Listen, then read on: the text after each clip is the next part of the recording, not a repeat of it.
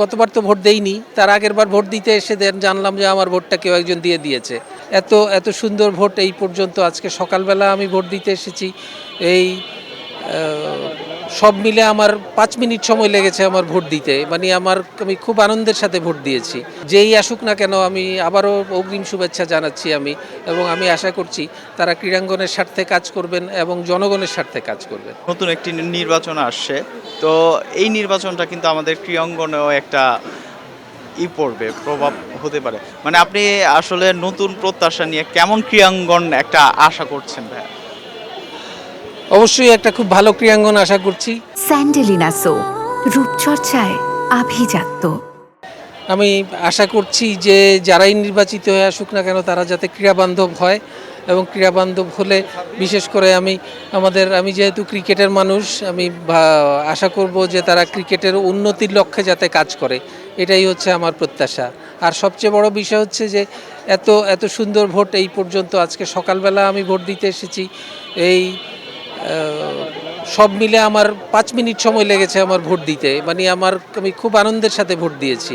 মানে এত সুন্দর ভোট আমি বিগত অনেক বছর চোখে দেখিনি। হ্যাঁ, মানে এই যে ভোটের কথা বললেন, মানে পার্থক্যটা কেমন, কতটুকু লাগছে এইবার আর আগের বিগত সরকার? বিগত সরকারের সময় পার্থক্য যেমন গতবার তো ভোট দেইনি, তার আগের বার ভোট দিতে এসে জানলাম যে আমার ভোটটা কেউ একজন দিয়ে দিয়েছে। তো সেই তুলনায় তো এটা অবিশ্বাস্য। আমার নিজের ভোট আমি দিয়েছি। এই ভোটটা মানে গতবার বা তার আগের বার তো এই আঙ্গুলের মধ্যে এই ছাপটাও লাগাতে পারিনি।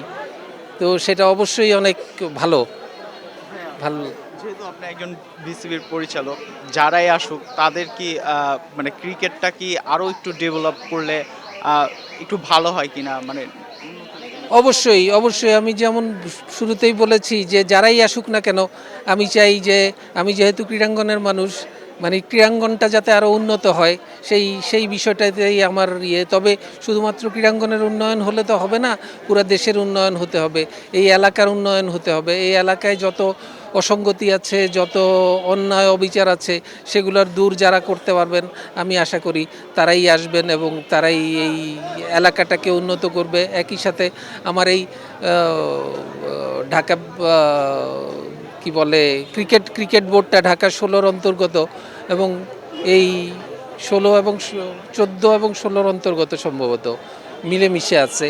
তো যারাই আসুক না কেন তারা আশা করতেছি যে এই বিষয়টাতে মনোযোগ দিবেন।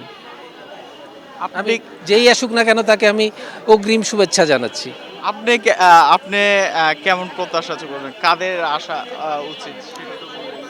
আমি অবশ্য সেটা বলবো না, তার কারণ হচ্ছে যে এটা বললে এটা মানে অনুচিত হবে। এটা প্রত্যেকটা যার নিজস্ব ভোট তার নিজের কাছে। তবে যেই আসুক না কেন আমি আবারও অগ্রিম শুভেচ্ছা জানাচ্ছি আমি, এবং আমি আশা করছি তারা ক্রীড়াঙ্গনের স্বার্থে কাজ করবেন এবং জনগণের স্বার্থে কাজ করবেন।